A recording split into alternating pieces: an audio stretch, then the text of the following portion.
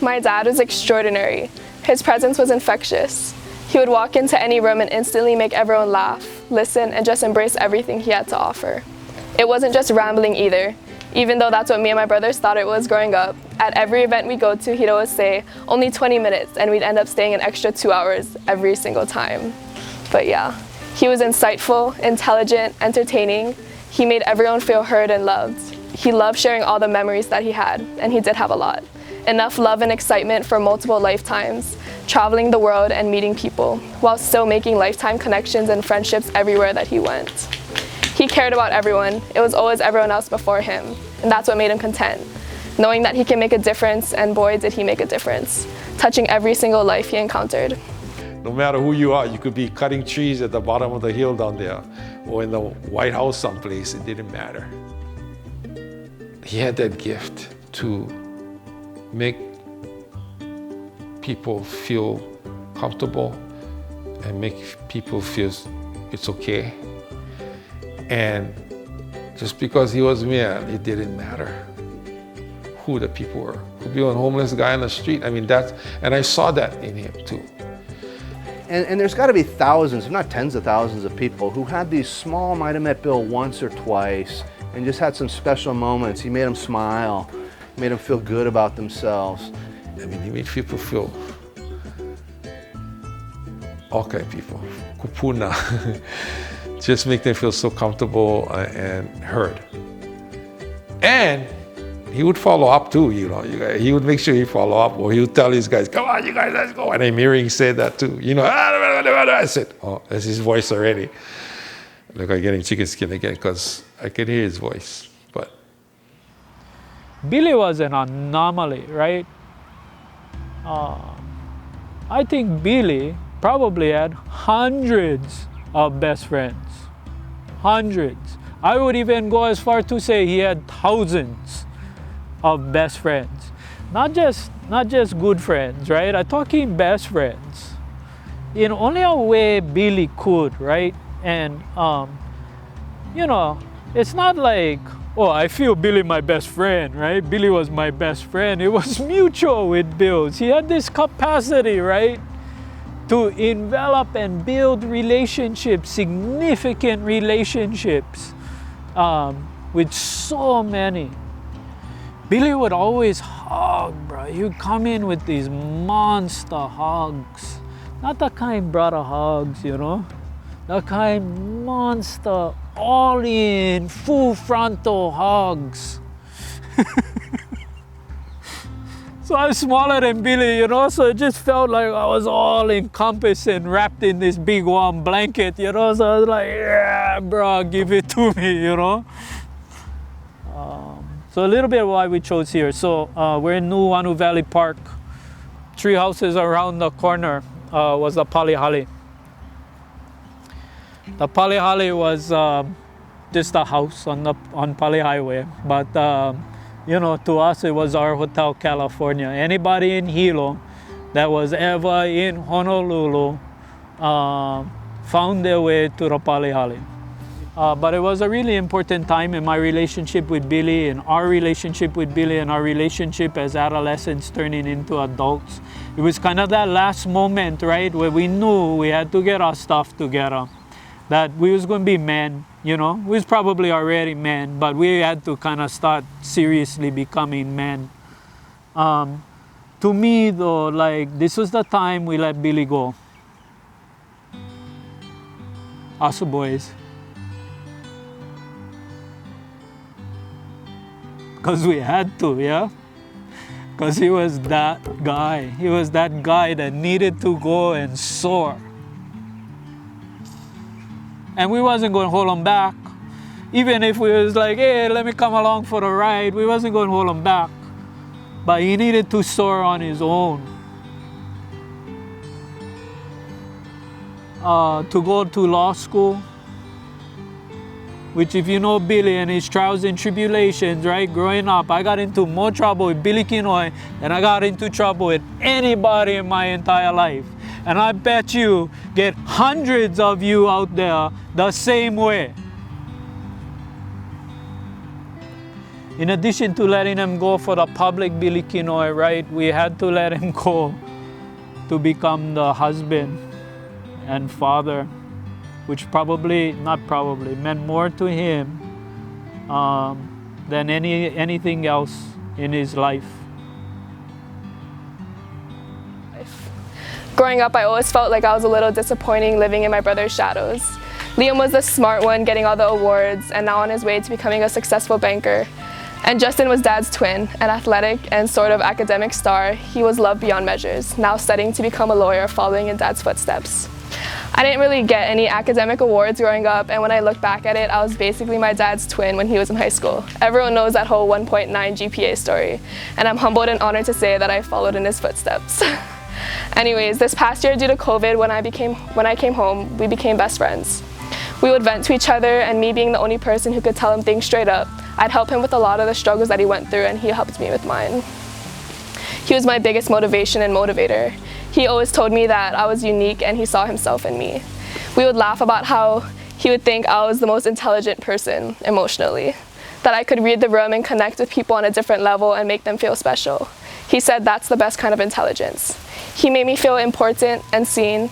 He made me truly feel like I could do and be anything that I wanted. No story of Billy Kenoi would be complete without speaking about Uncle Pilipo. Uncle Pilipo was the life of the party. He was the guy that always had a joke. He was talkative and he would share amazing stories. And this is the time when uncles were uncles, right? But as kids, right, and I know Billy would just kind of sit at the edge of the table, hide underneath with the uncles, try stay up late just for hear the stories. And so much of Billy comes from Uncle Pilipo. As big and as larger than life as Uncle Pilipo was, Auntie Nancy was the balance, right? She was the balance. Sweet, quiet most of the time, smart, witty, grounded. Much of who Billy was, if not the majority of who Billy was, came from his mom and dad. And I do know that at this time, while we're remembering Billy, that he would be very happy that Uncle Pilipo and Auntie Nancy were remembered alongside with him. Auntie Nancy to Uncle Pilipo is Takako to Billy, and then some. An amazing woman who has found ways, right, to allow Billy to be Billy and to rein brother in, just like only Takako could when need to happen. Not too many brothers, start a casual conversation with a friend saying, "Hey, brother Rob, I love my wife." Don't get me wrong, I love my wife. I love my wife dearly. I know you all out there love your spouse and significant others. But how many talk story sessions you get with people around you that start with, "Hey, I love my wife," and then go on? This wasn't the kind like, "This is my anniversary, I love my wife." This is the kind just casual conversation. And then he would share, right? A moment, a time, simple kind stuff along the way.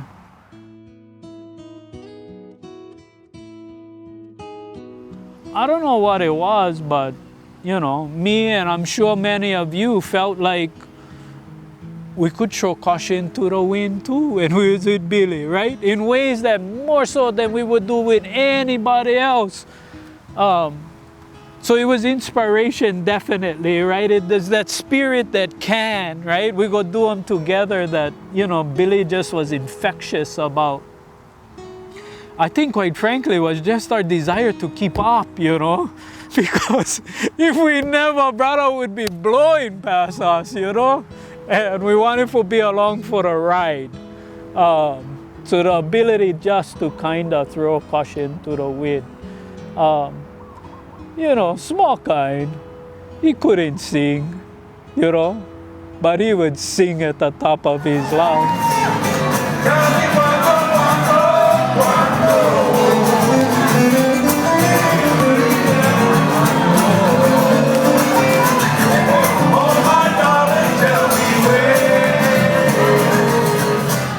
He couldn't dance, but you know, right? Many of you have probably seen it. He had some John Travolta moves, mixed with little bit Cabbage Patch and Running Man, and his top move, right? The drop down pop-up splits. Bust him at every dance opportunity he had. And he would make sure, right, that he would be busting his other moves enough so everybody would be watching him before he would drop down and pop back up. What you mean? Elton John's at Blaisdell, and we're not going. Well, it started already. Nah, we go. So we go, and you know, we split up to try to scalp our way in, and I was unsuccessful. Bill comes back, got 2 tickets, half price because the show had already started. We go down there, 7th row. Another time, it was Quiet Riot at Gussie L'Amour's, just right down here on Nimitz. And it was like, Todd, Quiet Riot's here, and we're not going. I mean, you couldn't argue with that logic. It was so persuasive. All of us have our trials and tribulations. All of us get moments where we feel, no can already. I give up. Billy Kenoi's resilience was like no other. His highs hit as high as anybody could ever want to imagine, and his lows was at the bottom. But brother always found a way to buck up, to jump back up and come back swinging. And I'm sure every single one of you has a story to tell about perseverance. In Hawaii, we call that pa'ahana, just diligence, just hard work, never ever giving up. Success, it said, is just getting up one more time than you fall. And all of you continue to believe in your dreams, continue to work hard. Billy Kenoi was the strongest man I know. I have ever known. The strongest.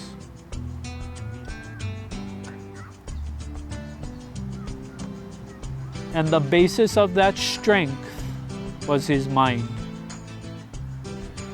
Billy Kenoi had a big head. He was modest, he was self-deprecating, and he always redirected credit to others. But the brother had a big head. And he had a giant head because he had a giant mind. And that mind was always expanding. It was always filling with his intellectual curiosity. His mind was unbelievable. Not just in intellect, not just in wit, not just in strategy, but in fortitude. And his ability to will himself to do things that needed to be done or wanted to be done was far greater than most, if any, human being that I've known. You cannot give up. Okay, you guys? No give up.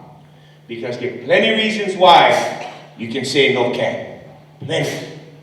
Parents no more money for college. You can say my family no more connections. I cannot get in anywhere. You know, you can say too far. You know, my grades was bad. I don't qualify. I'm not the best and the brightest. You can make all kinds of excuses. But if you knew, right, the things that he had to overcome, right, the ups and downs in life, that Billy Kenoi would go to law school, and then one lawyer, and then one civic servant, right, one public servant, and then mayor. We used to joke around as a small kid, right? Because brother could talk. Billy Kenoi, he gonna be mayor. I don't know if any of us really believe that. I think on the outside chance, it's like, yeah, you can be mayor, but for real, mayor. Billy Kenoi is mayor.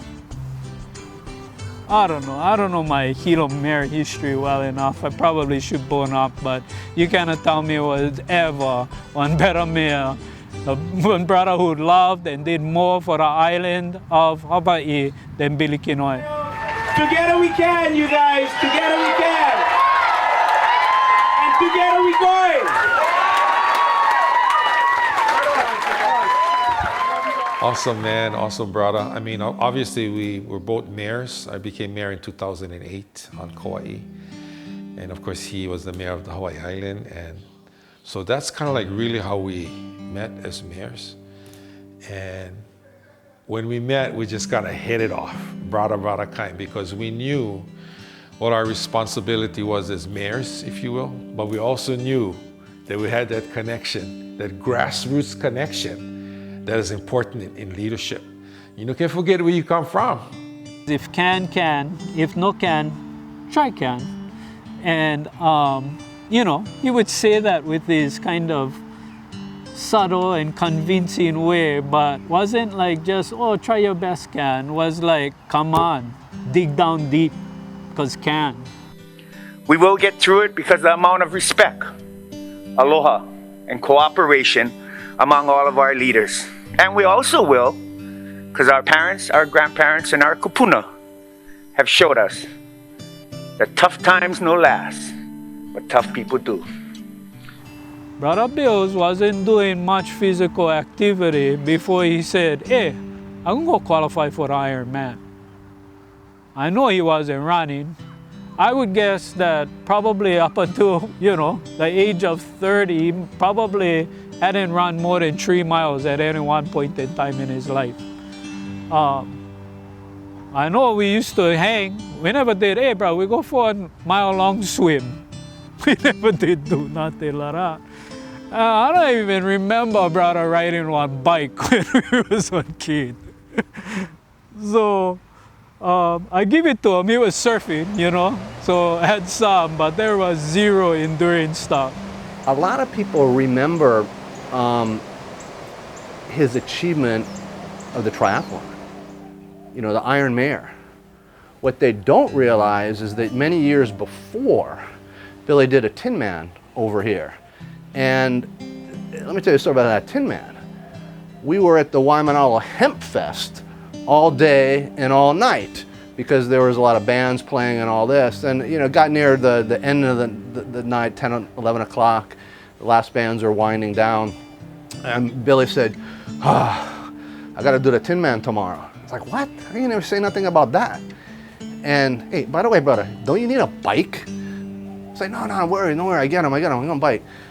The next day at the Tin Man, we see it was almost like, you know, the clowns riding the tricycles. He got this, it was like a 3-speed, rusty, rickety Schwinn by a teenager. And it was like Big Billy riding that bike. But he finished that triathlon. You know, I mean, these are the kind of goals and aspirations that, you know, the most strongest of will and mind, the most extreme athletes in the world, right, still have difficulty to accomplish. But his will and mind drove him to the ability to do it. Billy Kenoi one night woke up and said, hey, I'm gonna go walk the Honolulu Marathon. Did him. Billy Kenoi one day said, hey, I'm gonna run the Honolulu Marathon. He did him. He said, I'm gonna do the Tin Man. And then the Ironman.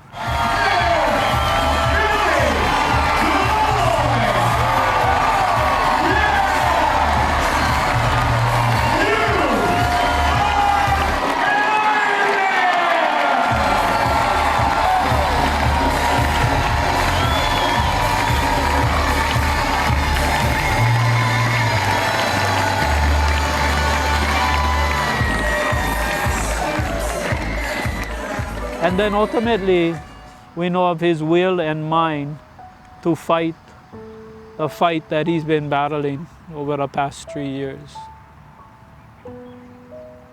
That story alone should inspire us all. The ability to fight, like Brother went fight, with the highs and the lows, is unbelievable. He was always a fighter, man. He fought to become an Ironman. Then he fought this whole sickness. And I think today, God is pleased because he fought the good fight. He finished his race. And one day we're going to see him again. And so I'm excited about that. I get to see my brother again. So Hebrews 12:1 says, "Let us run with endurance the race God has set before us." When I look at the way that Billy ran his race, I feel like he was running it like he knew it was going to be a sprint and not a marathon. He packed so much living, laughing, and loving into such a short life. It was like he knew. We all thought he had more time. He was the strongest man we knew, overcoming countless of obstacles left and right, but there was only so many miracles God could give to one person. And with that, I want to say that we all feel so lucky to have had him for as long as we did. He loved his family so much. He meant the world to us, and we meant the world to him. He was one of a kind. I know he's with us, smiling down from heaven. The day that he passed was very heavy, and I remember it was pouring, storming pretty much. And as he took his last breath, I looked up to the sky, and suddenly it all cleared up for the rest of the day, and I can feel him all around me. He's here with all of us today. He'd want us to remember all the good times, all the good laughs and jokes, and to keep those memories close to our hearts. He will forever be remembered as a loving father, husband, friend, and the one and only Iron Mare.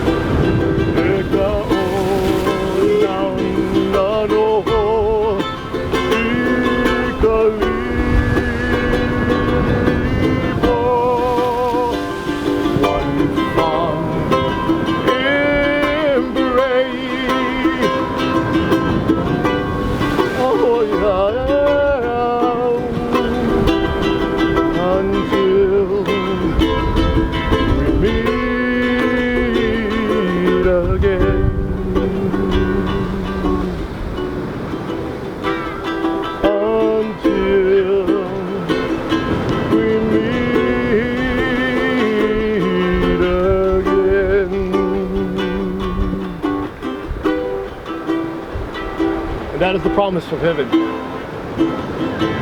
To be with our loved ones one day again.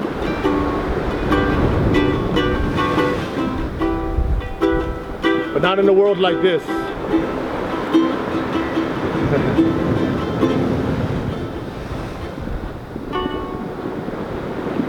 But forever and always with the Lord.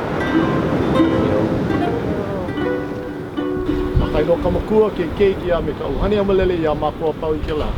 Malo aku. Amene, amene, amen. Oh, timing is everything. Timing is everything.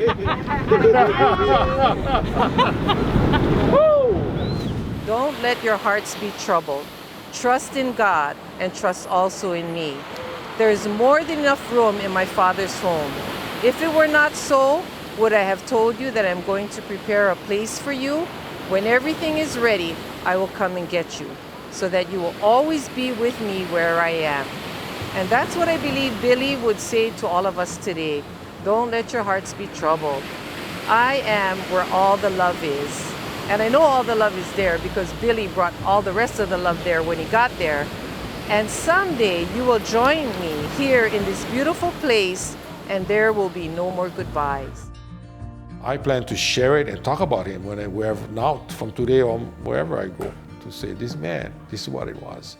I think that's what he's leaving us. He said, you better go tell him how I do this, and, oh, sorry, no, but do stuff, you know, like that. I feel that, you know, and I go, hey, because that's who he was.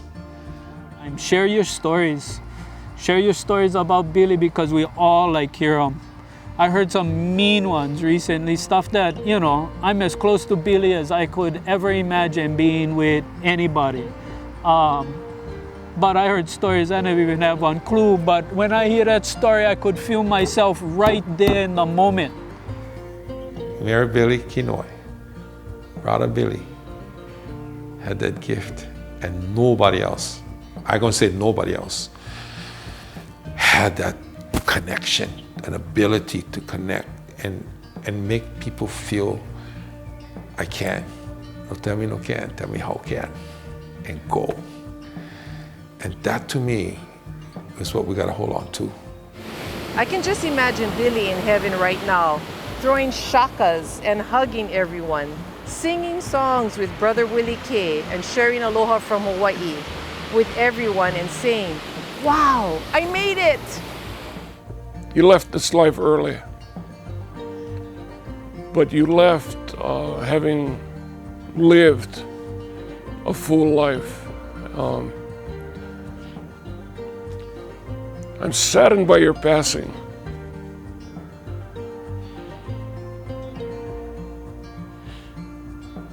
But I'm inspired by the way you lived your life. The amount of energy that you brought forth, that's still here.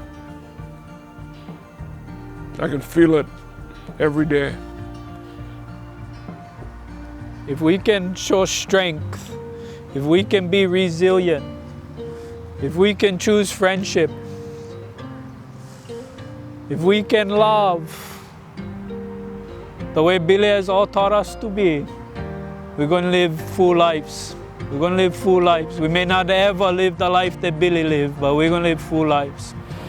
We love you, Billy, and the way you loved us, the way you loved Jesus, the way you love the Big Island, and the way you love life. A hui ho, Brother Billy, until we meet again. There will never be another one like you, Dad. I love you, and I'll see you up there one day. A hui ho, Billy. A hui ho.